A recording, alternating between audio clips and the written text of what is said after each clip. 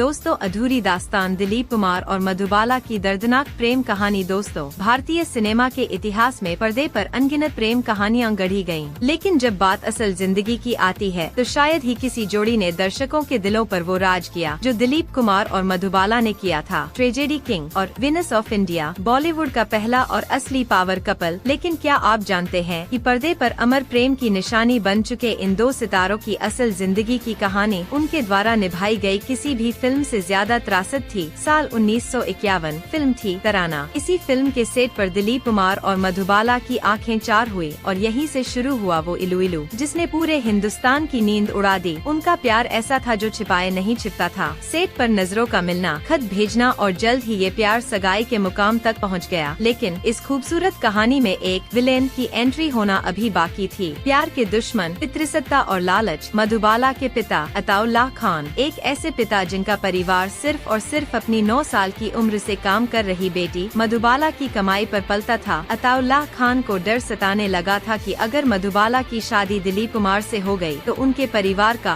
सोने का अंडा देने वाली मुर्गी उनके हाथ से निकल जाएगी। दिलीप साहब ने अपनी आत्मकथा में खुलासा किया कि अताउल्लाह खान इस शादी के खिलाफ नहीं थे, बल्कि वे इसे एक बिजनेस वेंचर बनाना चाहते थे। वो चाहते थे कि शादी के बाद दिलीप और मधुबाला सिर्फ उनके होम प्रोडक्शन की फिल्मों में काम करें। लेकिन उसूलों के पक्के पठानी दिलीप कुमार ने एक अभिनेता के तौर पर अपनी आजादी से समझौता करने से साफ इनकार कर दिया। यहीं से अताउल्लाह खान के अहंकार को चोट लगी और दोनों के बीच दरार पड़नी शुरू हो गई। नया दौर और वो ऐतिहासिक अदालती गवाही। इस रिश्ते के ताबूत में सबसे बड़ी कील ठोंकी गई 1956 की फिल्म नया दौर के दौरान। B.R. चोपड़ा इस फिल्म की शूटिंग भोपाल में करना चाहते थे, लेकिन अताउल्लाह खान ने मधुबाला को बाहर जाने से रोक दिया। उन्हें डर था कि आउटडोर शूटिंग में दिलीप कुमार मधुबाला को उनके प्रभाव से दूर ले जाएंगे। हैरान परेशान B.R. चोपड़ा ने मधुबाला और उनके पिता पर कोर्ट केस कर दिया। पूरा देश तब स्तब्ध रह गया जब दिलीप कुमार गवाह के तौर पर कटघरे में खड़े हुए और अपनी ही प्रेमिका और उसके पिता के खिलाफ B.R. चोपड़ा के पक्ष में गवाही दे दी। भरी अदालत में जज के सामने दिलीप कुमार ने वो ऐतिहासिक शब्द कहे, मैं मधुबाला से उसकी मृत्यु तक प्यार करूंगा। I will love Madhubala till her death. जब मधुबाला ने ये सुना तो वो बुरी तरह टूट गयीं। वो रोते हुए अपने वकील से बोली कि उन्हें यकीन नहीं होता कि वो ऐसे आदमी से प्यार करती थी जिसने अदालत में उनके खिलाफ गवाही दी है। अहंकार का टकराव और एक सॉरी की कीमत। इस भयंकर अपमान के बावजूद मधुबाला ने अपने प्यार को बचाने की आखिरी और हताश कोशिश की। उनकी बहन मधुर भूषण के अनुसार मधुबाला दिलीप साहब के सामने फूट फूट कर रोईं। उन्होंने दिलीप कुमार से मिन्नतें की कि वे पुरानी बातें भूलकर बस एक बार उनके पिता से माफी मांग ले। मधुबाला रोते हुए कहती थी, देखो हमारी जिंदगी बर्बाद हो जाएगी। लेकिन दिलीप कुमार का अपना अहंकार था। उन्होंने कड़े शब्दों में पलटकर पूछा, तुम इतनी जिद क्यों कर रही हो? दिलीप साहब ने मधुबाला के सामने शर्त रख दी कि अपने पिता को छोड़ दो तो मैं तुमसे शादी कर लूंगा। लेकिन एक बेटी अपने पिता और परिवार को सड़क पर कैसे छोड़ सकती थी? दिलीप कुमार ने प्यार के ऊपर अपने अभिमान को चुना और मधुबाला को मजबूरन अपने पिता को चुनना पड़ा। प्यार हार गया और अहंकार जीत गया। एक कड़वा सच, बीमारी और औलाद की चाहत। सालों तक दुनिया यही मानती रही कि उनकी कहानी इसी कोर्ट केस के कारण टूटी। लेकिन हाल ही में दिग्गज अभिनेत्री मुमताज ने एक ऐसा खुलासा किया जिसने इस कहानी का रुख ही बदल दिया। मधुबाला को दिल की एक गंभीर जन्मजात बीमारी थी, कंजेनिटल हार्ट डिजीज। मुमताज के अनुसार दिलीप कुमार ने मधुबाला से रिश्ता इसलिए तोड़ा क्योंकि बीमारी के कारण मधुबाला कभी मां नहीं बन सकती थी। मुमताज ने कहा, दिलीप साहब को औलाद चाहिए थी। ये बात खुद मधुबाला ने मुझे बताई थी। क्या एक रूढ़िवादी परिवार से आने वाले दिलीप कुमार के लिए बिना वारिस का जीवन अस्वीकार्य था? शायद कोर्ट केस तो महज एक बहाना था। असली डर तो एक संतानहीन भविष्य का था। मुगले आजम के सेट पर वो भयानक थप्पड़। इन सब के बीच मुगले आजम की शूटिंग चल रही थी। फिल्म के निर्देशक के आसिफ ने अपनी फिल्म की केमिस्ट्री बचाने के लिए दिलीप कुमार को सलाह दी कि वो मधुबाला के साथ फिजिकल इंटीमेसी, शारीरिक अंतरंगता बढ़ाए। लेकिन असल जिंदगी में दोनों एक दूसरे से इतनी नफरत करने लगे थे कि सेट पर बात तक नहीं करते थे। कड़वाहट इस कदर बढ़ गई थी कि एक सीन के दौरान जहां स्क्रिप्ट में सिर्फ एक हल्का थप्पड़ मारना था, वहां दिलीप कुमार ने पूरी ताकत से मधुबाला को असली और जोरदार थप्पड़ जड़ दिया। पूरा सेट सन्नाटे में आ गया। मधुबाला सदमे में थी कि जिस इंसान से उन्होंने इतनी बेपनाह मोहब्बत की वो एक्टिंग की आड़ में उन्हें शारीरिक चोट पहुंचा रहा था। अलग अलग रास्ते और जिंदगियों की तबाही। इसके बाद दोनों ने अपनी अपनी जिंदगी में ऐसे फैसले लिए जो त्रासदियों में बदल गए। मधुबाला ने दिलीप कुमार के प्रति गुस्से और जिद में आकर मशहूर गायक किशोर कुमार से शादी कर ली, लेकिन ये शादी एक खौफनाक सपना साबित हुई। लंदन के डॉक्टरों ने जब कह दिया कि मधुबाला कुछ ही साल जिएंगी, तो किशोर कुमार ने उन्हें मुंबई के कार्टर रोड के एक घर में एक नर्स के साथ अकेला छोड़ दिया। वो महीनों तक मधुबाला से मिलने नहीं आते थे और फोन तक नहीं उठाते थे। अपनी सुंदरता से दुनिया को दीवाना बनाने वाली विंस ने अपनी जिंदगी के आखिरी 9 साल एक बिस्तर पर भयंकर अकेलेपन में रोते हुए बिताए। दूसरी तरफ दिलीप कुमार ने खुद से 22 साल छोटी सायरा बानो से शादी की, लेकिन मुमताज की बात सच साबित हुई। दिलीप कुमार बच्चे के लिए इतने हताश थे कि उन्होंने 1981 में सिर्फ एक बच्चा पैदा करने की चाहत में अस्मा रहमान नाम की एक तलाकशुदा महिला, जो पहले से 3 बच्चों की मां थी, से गुपचुप दूसरा निकाह कर लिया। जब ये बात सामने आई तो सायरा बानो का दिल टूट गया। बाद में दिलीप साहब ने अपनी गलती मानी और अस्मा को तलाक दे दिया। आखिरी मुलाकात और एक खामोश विदाई। अपनी आत्मकथा में दिलीप कुमार बताते हैं कि जब उनकी शादी सायरा बानो से हुई तो बीमारी से जूझ रही मधुबाला ने उन्हें आखिरी बार मिलने के लिए बुलाया। जब दिलीप साहब पहुँचे तो उन्होंने देखा कि कभी अपनी मुस्कान से करोड़ों दिल धड़काने वाली मधुबाला अब सूख कर पीली और जर्जर हो चुकी थी। लेकिन अपने उस प्यार को शादीशुदा देकर मधुबाला के चेहरे पर एक फीकी सी मुस्कान आई और उनके मुंह से आखिरी शब्द निकले, हमारे शहजादे को उनकी शहजादी मिल गई है, मैं बहुत खुश हूँ। यह उनकी आखिरी मुलाकात थी। 23 फरवरी 1969 को महज 36 साल की उम्र में मधुबाला इस दुनिया और अपनी अधूरी प्रेम कहानी को छोड़कर हमेशा के लिए चली गई। दिलीप कुमार 98 साल जिए, लेकिन नया दौर के कोर्ट रूम में गूंजती उनकी वो आवाज शायद ताउम्र उनके कानों में बजती रही होगी, मैं मधुबाला से उसकी मौत तक प्यार करूंगा। अधूरी मोहब्बत की सबसे दर्दनाक कहानी, प्यार जीता या अहंकार, कोर्ट में टूटा था ये रिश्ता। ये कहानी भी एक अधूरी दास्तान बनकर हमेशा जिंदा रहेगी। अगर आपको ये कहानी दिल को छू गई हो तो channel VK romantic love story को सब्सक्राइब करें और कमेंट में बताएं इस प्यार के टूटने का असली जिम्मेदार कौन था।